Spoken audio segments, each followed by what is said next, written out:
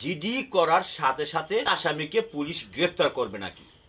Hello viewers, আমি advocate Mahmudur নবী। আমরা জানি কোনো কিছু হারিয়ে গেলে কিংবা কোনো ক্ষতি হওয়ার সম্ভাবনা দেখা দিলে তখন থানায় জিডি করতে হয়। মনে করুন আপনাকে একজন ব্যক্তি হুমকি দিল, সে বলল তোকে খুন করে ফেলবো, তখন আপনি চিন্তা করলেন আপনি থানায় একটা জিডি করবেন। আর সেই সাথে সাথে আপনার মনে প্রশ্ন দেখা দিল জিডি করার সাথে সাথে ওই আসামিকে পুলিশ গ্রেফতার করবে নাকি? কিংবা মনে করুন আপনি একজন আসামি, তখন আপনার মনে প্রশ্ন জাগতে পারে জিডি করার সাথে সাথে পুলিশ আপনাকে গ্রেফতার করবে নাকি? এখন আপনাকে এই প্রশ্নের উত্তরগুলি জানাবো। আর এই সম্পর্কে যদি আপনার কোনো প্রশ্ন থাকে তাহলে আপনি আমার কমেন্ট বক্সে প্রশ্ন করবেন, আমি তার উত্তর দিতে চেষ্টা করব। কিংবা এই সম্পর্কে যদি আপনি আরও জানতে চান, ভিডিও প্লেলিস্ট বক্সে অনেক প্রশ্ন উত্তর দেওয়া আছে, সেখান থেকে জানতে পারবেন। প্রথমেই প্রশ্ন দাঁড়ায়, জিডিতে যেই অপরাধের কথা বর্ণনা করা হয়েছে সেই অপরাধটা কি ধরনের?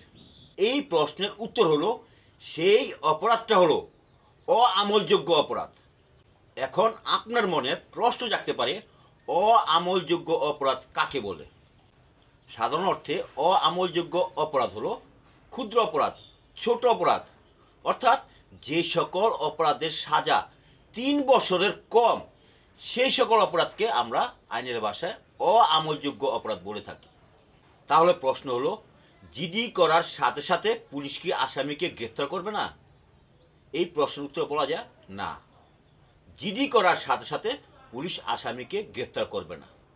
তাহলে প্রশ্ন দ্বারা এর প্রমাণ কি? এই সম্পর্কে কোন আইনে কোথায় বলা হয়েছে? এই প্রশ্নের উত্তর হলো এই সম্পর্কে বলা হয়েছে ফৌজদারি কার্যবিধি আইনের 155 ধারাতে। এই ধারার মূল বক্তব্য হলো অআমলযোগ্য অপরাধের ক্ষেত্রে পুলিশ বিজ্ঞ ম্যাজিস্ট্রেটের আদেশ ছাড়া জিডি তদন্ত করা যাবে না, এবং বিজ্ঞ ম্যাজিস্ট্রেটের আদেশ ছাড়া ওই আসামিকে গ্রেফতার করা যাবে না।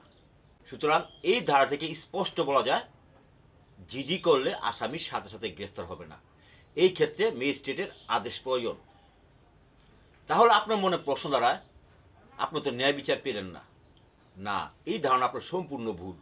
আপনি ন্যায় বিচার অবশ্যই পাবেন, তবে এই ক্ষেত্রে কিছু কাজ আছে যেগুলি করতে হয়। যেমন ধরুন আপনি থানায় একটা হুমকির জিডি করলেন, তখন থানা থেকে এই জিডির বিষয় তদন্ত করার জন্য একজন তদন্ত কর্মকর্তা নিয়োগ দেওয়া হবে। তখন সেই তদন্ত কর্মকর্তা এই জিডির বিষয় তদন্ত করার জন্য একজন বিজ্ঞ ম্যাজিস্ট্রেটের কাছে অনুমতি চাইবেন। তারপর বিজ্ঞ ম্যাজিস্ট্রেট এই জিডির বিষয় তদন্ত করার জন্য তদন্ত কর্মকর্তাকে অনুমতি দিবেন এবং সেই সাথে একটা তারিখ দিবেন। তখন তদন্ত কর্মকর্তা আপনার জিডি বিষয় তদন্ত শুরু করবেন। এখন প্রশ্ন দাঁড়ায় উনি কি তদন্ত করবেন? এই প্রশ্নের উত্তর হলো কে আপনাকে হুমকি দিল, কোথায় হুমকি দিল, এই হুমকির ঘটনা কে কে দেখেছে, কে কে শুনেছে, কোন তারিখে কটার সময় আপনাকে হুমকি দিল, ইত্যাদি বিষয় তিনি তদন্ত করবেন।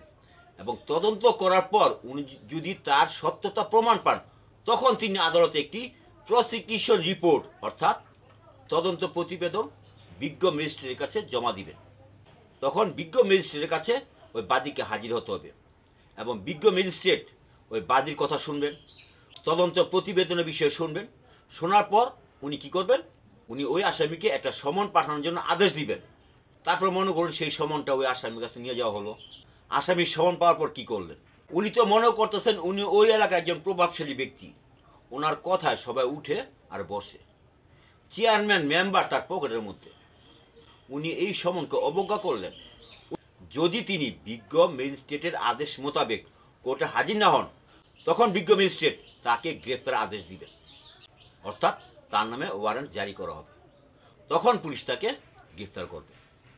সুতরাং এতক্ষণ যে আলোচনা হলো সেই আলোচনা থেকে বোঝা যায় আপনি জিডিটা থানা করার পর হয়তো 1 মাস বা 2 মাস পরে যদি উনি কোর্টে না আসে তাহলে তার নামে ওয়ারেন্ট হবে, তখন পুলিশ তাকে গ্রেফতার করবে। এই ছিল আজকে প্রশ্ন উত্তর পর্ব।